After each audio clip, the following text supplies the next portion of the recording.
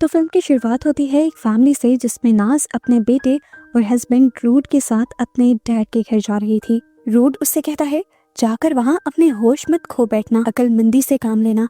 असल में नाज के डैड ने उसी की बेस्ट फ्रेंड से शादी कर ली थी और उसी की वजह से नाज इस टाइम शदीद गुस्से में नजर आ रही थी। रूड कहता है अगर तुमने ज्यादा लड़ाई की तो तुम्हारे हाथ कुछ नहीं आने वाला, सब वो लड़की ही ले जाएगी। नाज के डैड की एक फार्मास्यूटिकल कंपनी थी और सुनने में आया था कि उनके हाथ एक बड़ा इन्वेस्टर आ गया है जो अब उनकी कंपनी को खरीदना चाहता है और ऐसे वो लोग अमीर हो सकते हैं।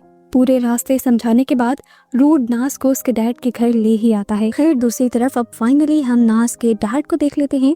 पिछले कई दिनों से इनके ऊपर एक ऐसा फॉर्मूला बनाने का जुनून सवार था जो किसी की भी जवानी उसे लौटा सकता था, यानी किसी बूढ़े इंसान को दोबारा से जवान बना सकता था, यहाँ तक के मौत से हमेशा हमेशा के लिए बचा भी सकता था। आखिर जब वो फॉर्मूला बना लेता है तो उसे सबसे पहले अपने ही ऊपर टेस्ट करता है। एक ही घूंट में वो पूरी सीरम की बोतल पी गया था। बस उसके बाद तो चंद ही मिनट लगे और उस ओल्ड मैन के ऊपर एक जादू सा होने लगा।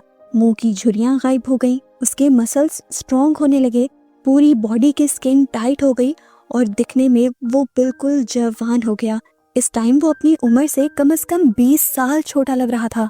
वो जब वॉशरूम में जाकर अपने आप को देखता है तो खुद एक मर्तबा शॉक रह जाता है। इस मेडिसिन के इतने अच्छे रिजल्ट्स मिल जाएंगे ये तो उसने खुद भी एक्सपेक्ट नहीं किया था। वो अपनी जवानी को एंजॉय कर रहा था लेकिन इस बात से बेखबर था कि जितनी ही तेजी से इस दवाई ने उसके ऊपर असर किया था उतनी ही तेजी से वो उसकी बॉडी के अंदर साइड इफेक्ट पिला रहा था, जिसे हम उसकी कमर के ऊपर देख सकते हैं एलर्जी के तौर पर।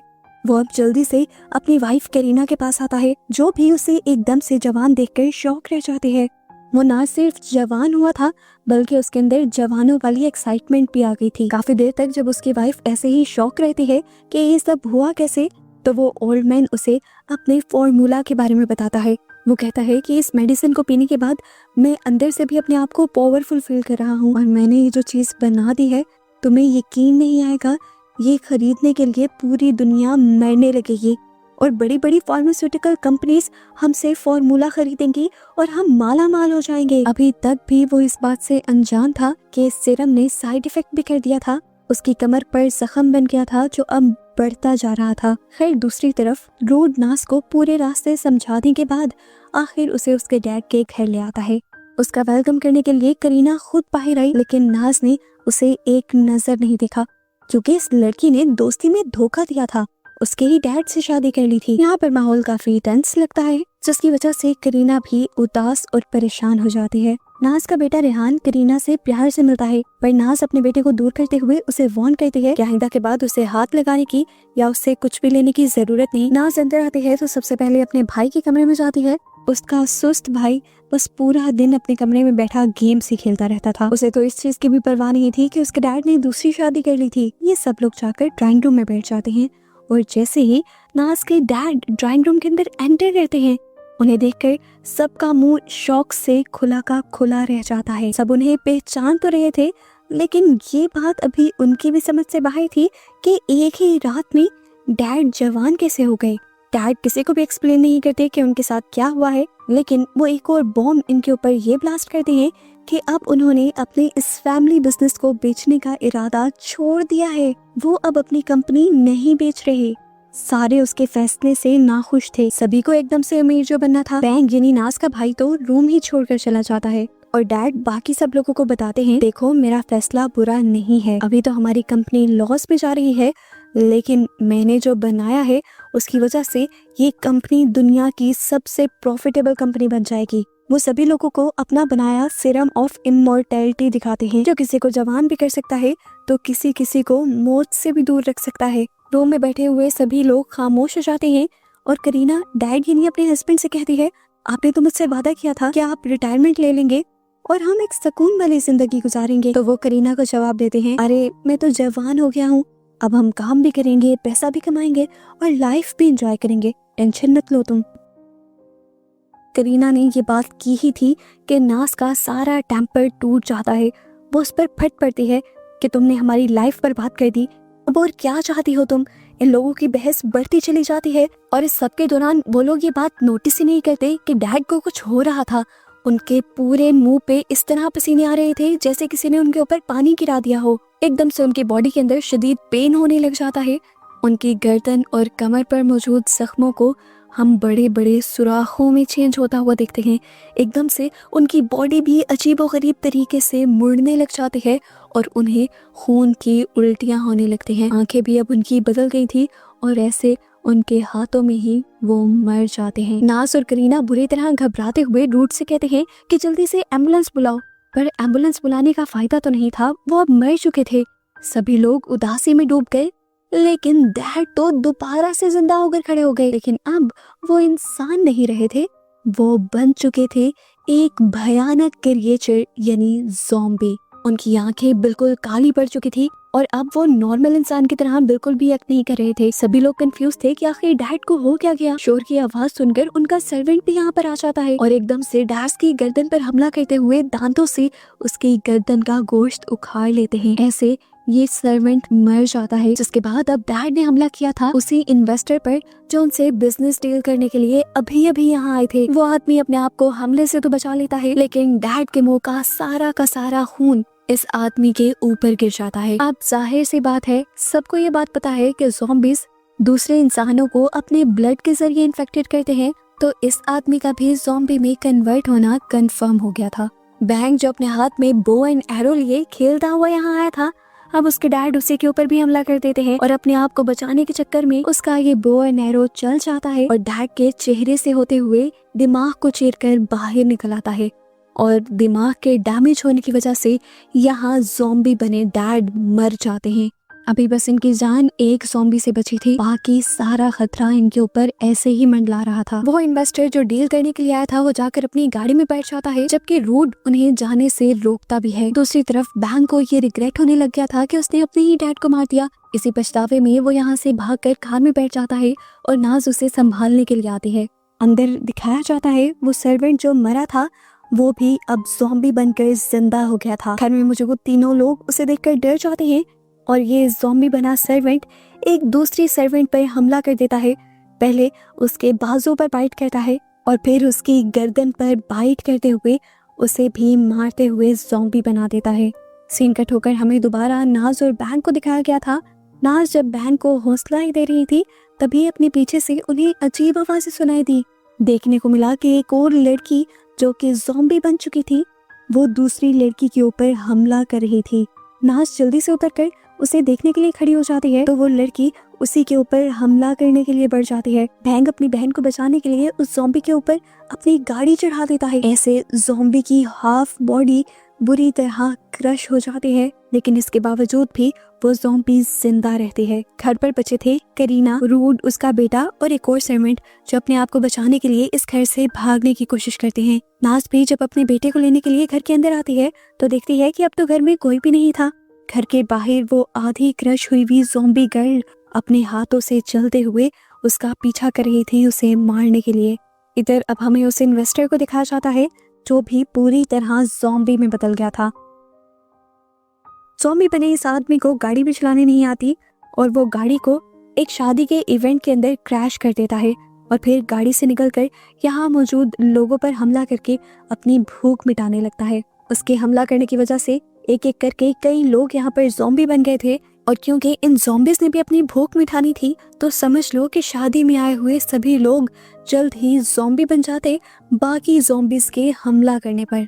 और बिल्कुल ऐसा ही होता है। थोड़ी देर बाद दिखाया जाता है कि उस शादी में आए हुए सभी के सभी लोग ज़ॉम्बी बन जाते हैं और बुरी तरह एक दूसरे से ही हमले में लगे होते हैं। इधर करीना वाला पूरा ग्रुप जो भाग रहा था अपने आप को बचाने के लिए, वो गाड़ी तक पहुंचते ही है कि ज़ॉम्बी बना सर्वेंट दोबारा उनके पीछे आ जाता है। करीना नाज के बेटे को बचाने के लिए उसे पीछे कर देती है और खुद आगे हो जाती है, पर अपने आप को भी तो वो ज़ॉम्बी के हवाले नहीं कर सकती थी। वो कार के ही अंदर पड़ा हुआ एक टूल उठाते हुए ज़ॉम्बी के सर में मारती है, पर इससे भी ज़ॉम्बी को कुछ नहीं होता और थोड़ी देर बाद इनकी किस्मत चल जाती है। यहाँ बारिश होने लगती है जिसकी वजह से ये ज़ॉम्बी कमजोर हो जाता है और मौका पाकर ये लोग यहाँ से भाग जाते हैं।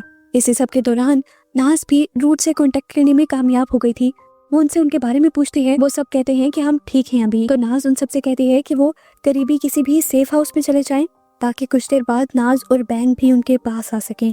नाज ने जो घर बताया था ये सब भागकर उस घर में तो पहुंच गए, पर देखने को मिला कि ये घर भी चारों तरफ से ज़ॉम्बिस से घिर चुका था। बड़ी मुश्किल से करीना, रूड और उसका बेटा तो घर के अंदर आ ही जाते हैं, पर सर्वेंट उनकी मारी जाती है ज़ॉम्बिस के हाथों। नैस और बैंग भी उस घर की तरफ ही बढ़ रहे थे। कार की स्पीड भी इन्होंने तेज रखी हुई थी और ये लोग पहुंच जाते हैं उसे ही बैंक्वेट के पास, जहां पर वो शादी हो रही थी और जहां के पहले ही लोग सारे ज़ॉम्बी बन गए थे। वो सारे ज़ॉम्बी इनकी गाड़ी की आवाज से अट्रैक्ट हो जाते हैं और इनके पास कोई दूसरा रास्ता नहीं रहता कि ये ज़ॉम्बिस को ही कुचल दें। दूसरी तरफ वो बच्चा नोटिस करता है कि बाकी ज़ॉम्बिस भी इनकी तरफ आ रहे थे। वो अपने डैड और करीना को भागने को कहता है और ये लोग एक रूम में आ जाते हैं। इस दौरान दोबारा उनके पीछे एक ज़ॉम्बी आया भी था, पर रूड ने उसे धकेलते हुए इस रूम का दरवाजा बंद कर दिया था और अब वो अपना जख्मी हाथ देख रहा था। जान गया था कि वो भी जल्द ही बाकी सब लोगों की तरह एक ज़ॉम्बी में बदल जाएगा। अपने ज़ॉम्बी बनने से पहले वो अपने बेटे को गले लगाता है और आखिरी मर्तबा कहकर जाता है कि तुम अपनी मॉम का ख्याल रखना। बस ये कहते ही उसकी बॉडी भी चेंज होने लगती है, आंखें भयानक हो जाती हैं, जिस्म पर सुराख बनाते हैं और बॉडी उसकी जोर जोर से हिलने लग जाती है और वो भी पूरा ज़ॉम्बी बनकर अपने ही बेटे के ऊपर हमला कर देता है। करीना उस बच्चे को बचाने के लिए रूड को उठाकर यहाँ से दूर फेंकती है तो उसकी बॉडी रूम में लगे हुए एक रॉड के अंदर स्टैब हो जाती है। वो यहीं पर फंस जाता है। करीना मौका पाती है और दरवाजा बंद करके यहाँ से भाग जाती है। दूसरी तरफ नाज और बैंग जिस गाड़ी से सारे ज़ॉम्बिस को मार कर आ रहे थे, वो गाड़ी उनकी खराब हो चुकी थी, जिसकी वजह से इन्हें अब पैदल ही बाकी ज़ॉम्बिस से बचकर भागना पड़ता है और ये लोग डिसाइड करते हैं पुलिस स्टेशन जाने का। पुलिस स्टेशन के अंदर कोई भी नाज और बैंग की बात पर यकीन करने को तैयार नहीं था, पर फिर भी इंस्पेक्टर कुछ ऑफिसर्स को बाहर की सिचुएशन चेक करने के लिए भेजते हैं। बाहर तो उनकी सोच से भी ज्यादा बुरी कंडीशन थी। अपने आप को बचाने के लिए ये ऑफिसर्स ज़ॉम्बिस के ऊपर शेलिंग भी करते हैं, पर ज़ॉम्बिस पर इनका कोई असर नहीं पड़ता और ज़ॉम्बिस इन ऑफिसर्स पर भी हमला कर देते हैं। बहुत मुश्किल से एक ऑफिसर बचते बचाते पुलिस स्टेशन तक पहुंचता है ये बात बताने के लिए कि नाज और बैंग की बताई रिपोर्ट सच है। वो ये भी बताता है कि बाकी सारे ज़ॉम्बिस उनके पुलिस स्टेशन की तरफ ही बढ़ रहे थे। ये देखते हुए ये लोग अपने सारे खिड़कियां दरवाजे बंद कर लेते हैं और उसके आगे फर्नीचर रखने लग जाते हैं ताकि कोई भी ज़ॉम्बी यहाँ तक ना पहुँच पाए। अब वो आदमी जो बाहर से आया था, क्योंकि उसके ऊपर ज़ॉम्बिस ने हमला किया हुआ था, कुछ ही देर में वो भी ज़ॉम्बी भी बदल जाता है और यहाँ एक दूसरे ऑफिसर के ऊपर हमला कर देता है। ये लोग उससे बचने के लिए उसे जबरदस्ती लॉकर में कैद कर देते हैं। जो ऑफिसर्स यहाँ पर बचे थे वो बाकी पुलिस स्टेशन से कांटेक्ट करते हुए उनको सिचुएशन के बारे में बताने की कोशिश कर रहे थे, पर दूसरे स्टेशन से उनका कांटेक्ट नहीं हो पाता। जबकि नाज को यहाँ पर करीना कॉल करती है और बताती है कि उनके साथ के सभी लोग ज़ॉम्बी बन चुके हैं और बस वो और रेहान ही ठीक है। नाज उसे हौसला रखने को कहती है और साथ ही अपने बेटे का भी ख्याल रखने की जिम्मेदारी देती है। यहाँ पर पुलिस ऑफिसर पुलिस स्टेशन की छत पर आकर देखते हैं कि बाहर ज़ॉम्बिस ने बुरी तरह तबाही मचाई हुई थी। वो बैंग और नाज से कहते हैं कि आप लोगों को हमारा साथ देना होगा, हमें इन ज़ॉम्बिस से लड़ना होगा। ये लोग ज़ॉम्बिस से बचने के लिए पूरी तैयारी करते हैं, बुलेट प्रूफ जैकेट्स पहनते हैं, मास्क वगैरह लगाते हैं और उसके बाद शेलिंग गन्स लेकर बाहर निकल आते हैं।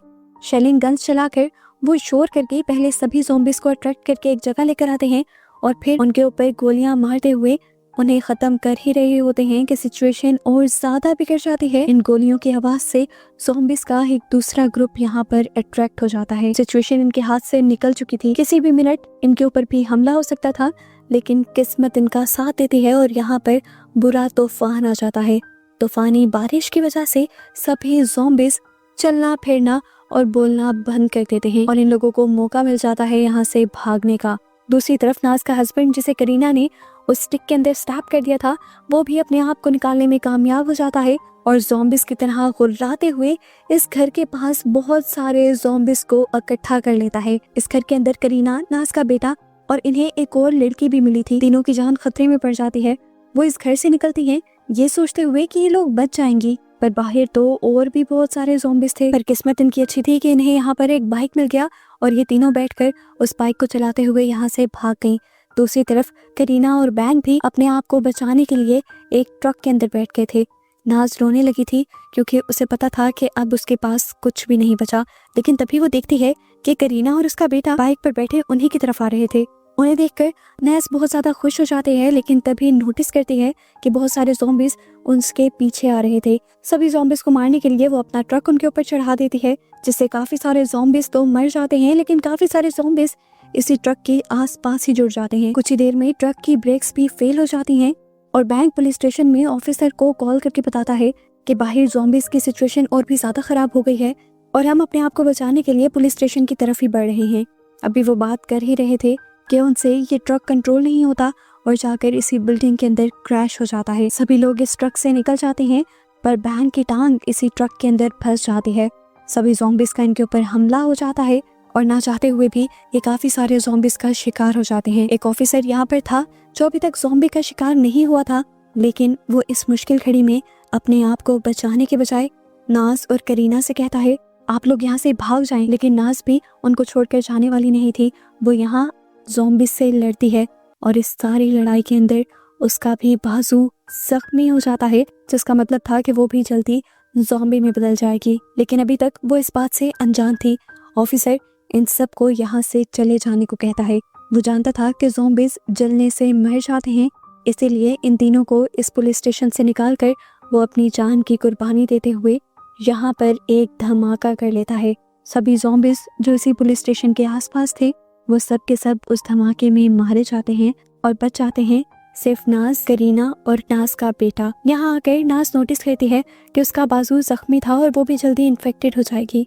वो अपने बेटे को गले लगाती है और करीना से अपनी सारी नाराज़गी दूर करते हुए उसे कहती है तुमने जो किया मैंने तुम्हें उसके लिए माफ़ किया, अब तुम मेरे बेटे का अच्छे से ख्याल रखना। जिसके बाद वो अपने आप को भी गोली मार देती है और यहाँ इसी सीन के एंड पर हमें बहुत सारे जले हुए ज़ॉम्बिस को आसपास भटकते हुए दिखाया जाता है। खैर इस सब को काफ़ी वक्त गुजर जाता है। देखने को मिला कि करीना उस बच्चे का काफ़ी अच्छे से ध्यान रख रही थी। फिलहाल के लिए इस ज़ॉम्बी वायरस ने इंसानों की जान छोड़ दी थी, लेकिन हमेशा के लिए नहीं, क्योंकि एक दूसरे मुल्क के अंदर हम नाज के डैड के एक पुराने बिजनेसमैन को देखते हैं जिसके पास भी आज वही मेडिसिन थी जिससे वो ज़ॉम्बी इन्फेक्शन फैलना शुरू हुआ था। वो भी इसी मेडिसिन को खोलकर पी जाते हैं और इससे अंदाज़ा होता है कि वहाँ पर भी अब ज़ॉम्बी वायरस फैलने वाला है और किस हद तक फैलेगा, इसी मिस्ट्री के साथ ये मूवी यहाँ पर ख़त्म हो जाती है।